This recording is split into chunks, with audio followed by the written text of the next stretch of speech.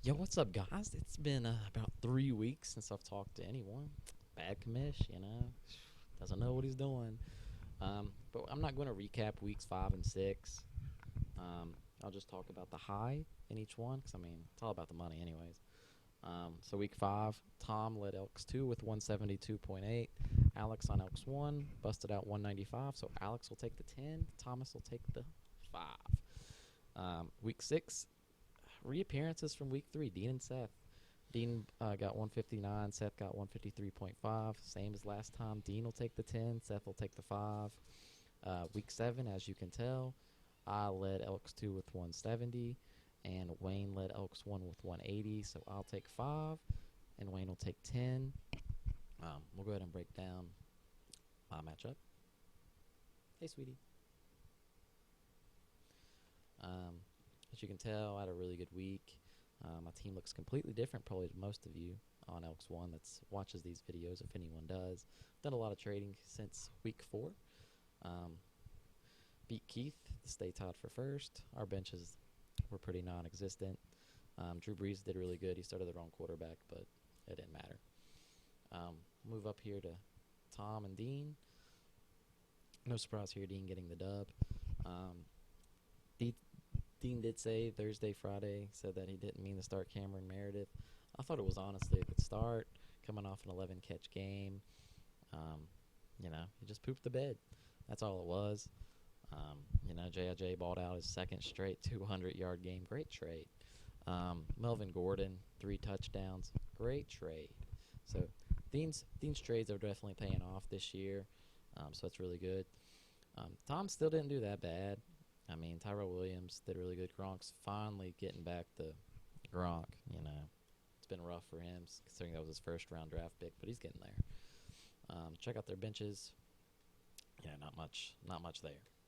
So, good win for Dean. Come up here to Danny and Jay. Another game I'm not surprised with Danny winning. I might not be making videos. We didn't make videos for the past 2-3 weeks, but still projecting who I think should win. Jay did keep it close, which I didn't think it would be as close as it was. So congratulations to Jay. I mean, your team did not bad. I mean, you take this 1, this 3, these 5s out. I mean, you possibly steal this win from him. But Jeremy Hill had 9 carries for 168 yards. Yeah, dead on the money. So that's really impressive. Check out the benches. Not much down here. Really big disappointment here from Jamal Charles. And Jordy Nelson pooped the bed. 1 catch. 1 catch for 9 yards. And Rodgers threw it a quadrillion times on Thursday. So it's really weird to see. Jordy Nelson is man, only 1 catch. Good to Heath and John. Another no surprise here. Heath's team's really struggling. Start off 2-0 to drop 5 in a row. As you can tell, that L5 right there. So he's got some work to do. But David Johnson's an absolute machine right now. Position rank 1. I mean, look at this. I'm so mad I did not draft this guy. But good win. Dean had to start. Not Dean. Sorry, Heath had to start Carson Wentz. He didn't have to, but he chose to because Cam was out for the week on bye. Check out the benches.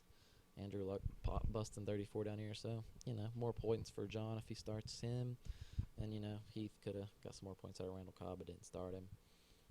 But still, good win for John. Tied up there with me for first. John's got a really good team. I've said that all year long. And we'll get to the last game. Kyle and Sean. Oh, Sean on a 2-game winning streak,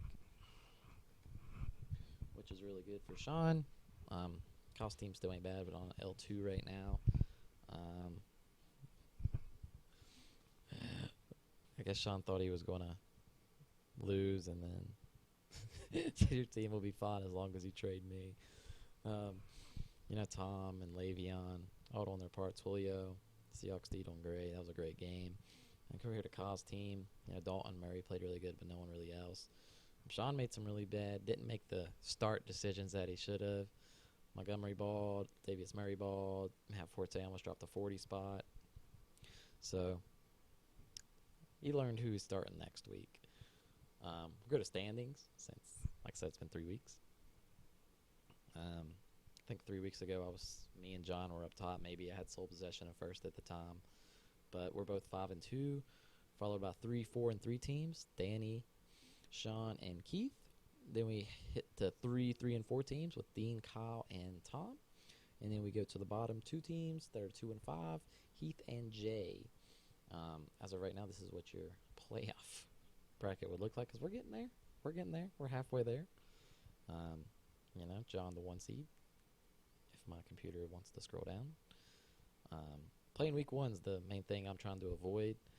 Right now, Heath and Tom will be playing each other, and Kyle and Jay will be playing each other. So, it's really important seeding-wise, can get you pretty far. Obviously, getting you very far does not matter this year for money-wise. It's finishing in the top 3. As I've already mentioned, the standings, like your top 3 payouts right now would be John, myself, and Danny. But, like I said, there's been a lot of trades. Don't really know if I can recap them all. I had like 3. So, it is what it is. Everyone in this league knows the trades that have happened. Waiver wires tomorrow. So, good luck to everyone on your waiver wire tomorrow. And I'll catch you guys next week. Oh, wait. No. I gotta. See, it's been a while. I gotta recap week 8. I gotta preview it. Or week 7, whatever it is. Yeah, week 8. I'm slacking. Commish over here. Can't get it together. So let's get into week 8. Start with myself. Do a little preview. Myself playing Jay, 5-2 versus 2 and 5. I think I want to say I squeak one out, but I don't know. I don't have Gurley this week. I got to rely on Blunt and McKinnon. Obviously, I got to pick up a defense. I think AJ Green doesn't have a good game plan against Josh Norman. See what Demaryius does. Dez does. His first game back in forever. On the other side right now, his team's not set either. He has Mariota, Ware. I don't know. I'll go with myself winning. I sure hope so. I'd like to get to 6-2, but it won't surprise me if Jay wins. We'll go to Dean and I think John. Yeah, John. This should be a really good matchup. It's got John the favorite right now. See what David Johnson does against Carolina's D. I feel like Carolina's D's got to be getting better. Mark Ingram against Seattle. I wonder if he switches that out or if he can due to bye weeks. Yeah, Dean's got some tough matchups. God, but John's starting Terrell Pryor this week. Just tough. I'm gonna go John, but it's close. Maybe a 1-point win. Will not be surprised. Will not be the slightest surprise if Dean pulls this out. Come up here to Danny and Tom. See what we're looking at. Antonio Brown on bye. It's good for him. As in, good for Brown, period. Jeremy Hill looked really good. Jacquizz Rodgers has looked fantastic. See if Phillip Rivers has success like he did against Denver last time. Oh God, yeah, I'm gonna go Danny. I think Danny gets to 5-3. ESPN don't think so, but it's because Antonio Brown's on bye. I think it's close. DeAndre Hopkins. It might be time to sell this man. He's done nothing really. Yeah, this is a good game, but low key, he's really not done much of anything. He's 23rd wide receiver right now. I think it's time to trade, man. Time to trade him. Get much as you can for him. Come down here to Sean and Heath. Can Heath get back on the winning track? I don't know. Still doesn't have Cam slotted in there. So we'll see if that changes. I don't know. I think it's going to be hard to beat Sean. Forte should have a big game against Cleveland. As you saw, Jeremy Hill have a big game against him. Tavius Murray should have a good game as well.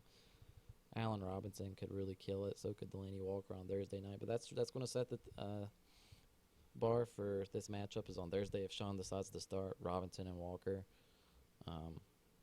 So we'll see. I think Sean does pull it out.